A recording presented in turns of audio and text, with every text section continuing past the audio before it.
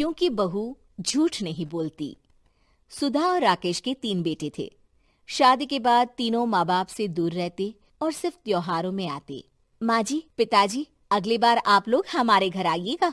अरे नहीं बहू, सब यही आ जाते हैं तो घर खिला खिला लगता है। हाँ बहू, तू हमेशा बुलाती है तो जरूर आएंगे तेरे पास भी। हाँ हाँ, दीदी का घर बड़ा जो है, सब कुछ आपने शादी के बाद दीदी को ही तो दे दिया था। हमें भी दिया होता तो हम भी बड़ा घर लेते। क्यों सुनील? अरे नहीं नहीं, पापा ने सबको एक बराबर ही दिया है। छोटी बहू, क्या चाहिए तुम्हें, बोलो। वो आपके सोने की चेन वाली घड़ी है ना, वो अगर आप मुझे, तभी वहाँ मजली बहू भी आ जाती है। और मुझे ना आपका मंगलसूत्र कितना लंबा, सुंदर और भारी भी है। अरे हाँ हाँ, तुम दोनों को ही दूंगी बहू, चिंता ना करो। चलो अब खाना लगाओ, खाना खाया जाए। सभी मिलकर खाना खाते हैं कि पड़ोसन आ जाती है।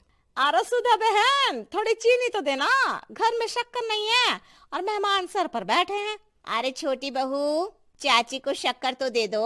अरे मजली दीदी, आप दे दीजिए ना, मैं यहाँ कम आती हूँ तो मुझे पता ही नहीं है कि सासू माँ सारी चीजें कहाँ रखती है। और तुम, मैं कौन सा यहाँ रोज शक्कर फाँकने के लिए आती हूँ, मुझे भी नहीं है पता। तभी बड़ी बहू हाथ में चीनी की कटोरी लेकर आती है। चाची, शक्कर आप लोगों का बड़ा सहारा है माँ जी और पिताजी को, वरना हम लोग तो यहाँ रहते ही नहीं। आप जैसे पड़ोसी हैं तो हम निश्चिंत है। और जीती रहे बहू, अब तो ये घर पड़ोस कम परिवार ज्यादा लगता है। सुधा अपनी बड़ी बहू को देखकर बहुत खुश रहा करती थी। वो उससे अक्सर घंटों बात भी किया करती, लेकिन दोनों दूसरी बहुओं का भी वो समझती थी कि शायद छोटी है, वक्त आने पर संभल जाएंगी। समय आ जाता है जब सभी को वापस जाना होता है।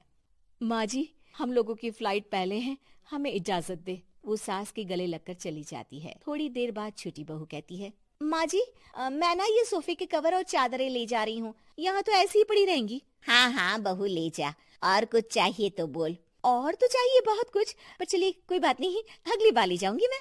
ऐसे ही मंजली बहू भी घर का बहुत सारा सामान ले जाती है। सभी के जाने के बाद सुधा राकेश से कहती है, घर कितना सूना लग रहा है ना। हाँ, और खाली भी। तुम्हारी दोनों बहुएं सब बटोर गई।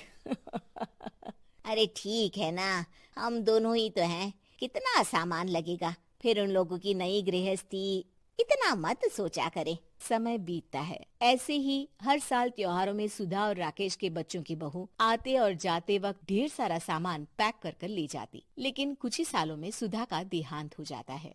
पिताजी, आप यहाँ अकेले क्या करेंगे? हम लोगों के साथ चलिए। अरे नहीं नहीं बहू, इस घर में सुधा की यादें हैं, मैं उसे नहीं छोड़ सकता हूँ। अब तुम लोगों की माँ नहीं रही। देख लो, वैसे तो मैंने उसके जीते जी सब कुछ दे दिया है, लेकिन कुछ उसका पर्सनल कीमती सामान था जो ये है, ले लो। सामान में होती है एक घड़ी और एक मंगलसूत्र। माँ जी ने कहा था कि वो ये घड़ी मुझे देंगी। हाँ हाँ, पिताजी, माँ ने सबके सामने ये घड़ी सरिता को देने के लिए कहा था। उठा लो सरिता माँ की घड़ी। अब क्या था, छोटी बहू फट से घड़ी उठा लेती है। और पिताजी, ये मंगलसूत्र तो माँ ने मुझे ही देने को कहा था, याद है ना? वो सभी की ओर इशारा करती है। तू भी ले ले ये हार बेटा, कोई बात नहीं। मंजली फटाक से हार उठा लेती है। ससुर बड़ी बहू की तरफ देखते हैं। तुझे क्या दूं बेटा? पिताजी, माँ ने एक चीज मेरे लिए भी रखी है। सभी के कान खड़े हो जाते हैं कि आखिर सास ने क्या रखा होगा बड़ी के लिए। अरे माँ जी तो दीदी से प्यार भी ज्यादा ही करती थी, हमेशा उनसे बात किया करती। जरूर कोई बड़ी और अपनी प्रिय चीज दी होगी दीदी को। और देख लेते हैं ना, वरना तो हम भी बराबर का बंटवारा करेंगे। हाँ हाँ, कर लेना बंटवारा। लेकिन बड़ी बहू, बताओ तो, सुधा ने क्या रखा है तुम्हारे लिए? अभी तो हम लोग यही हैं पापा जी, जब जाने लगेंगे तो बता दूंगी। बड़ी बहू के मुंह से ये बात सुनकर बाकी दो बहुएं सोचने लगती हैं कि आखिर क्या है जो दीदी को सासू माँ देकर गई हैं। दीदी, ऐसा तो नहीं ना कि पूरे घर का आधा हिस्सा माँ बड़ी भाभी को देकर गई हो? तभी वहाँ ससुर आ जाते हैं। नहीं नहीं, ऐसा कुछ नहीं है। मकान तो तुम तीनों का बराबर से है। देखो, बड़ी बहू से तुम्हारी सास ज्यादा जुड़ी थी, न जाने क्यों घंटों बात किया करती थी। पता नहीं क्या देकर गई है उसे। और ससुर जी, आपको क्या पता, चालाकी से पूरे घर के पेपर में साइन करवा लिए हो, या फिर कोई छुपा गहना। आखिर मकान पूरा तो आपने सासू माँ के नाम ही कर रखा था ना।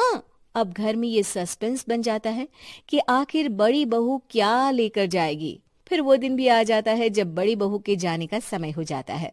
बेटा, परसों तुम चली जाओगी, बताया नहीं, माँ ने तुम्हें क्या दिया? घड़ी और हार जो बेशकीमती था और तुम्हारी सास को सबसे ज्यादा प्रिय था, उसका तो बंटवारा भी हो चुका है। अब तुम्हारी बारी। हाँ पिताजी, आज मैं ये बात बताने ही वाली थी। माँ ने मुझे उससे भी बेशकीमती चीज दी है और वो है आप। आपसे अधिक प्रिय उन्हें कुछ नहीं था। माँ चाहती थी कि आप मेरे साथ रहें। चलिए पिताजी। बेटा, मेरे पास तो कोई पेंशन भी नहीं है और ना ही कोई प्रॉपर्टी। लेकिन आपके पास संस्कार है पिताजी, जो मेरे बच्चे आपसे लेंगे। तो आपको ले जाने पर स्वार्थ ही है मेरा। चलिए ना पापा। सभी के सामने पिताजी बड़ी बहू और बेटे के साथ उनके घर चले जाते हैं।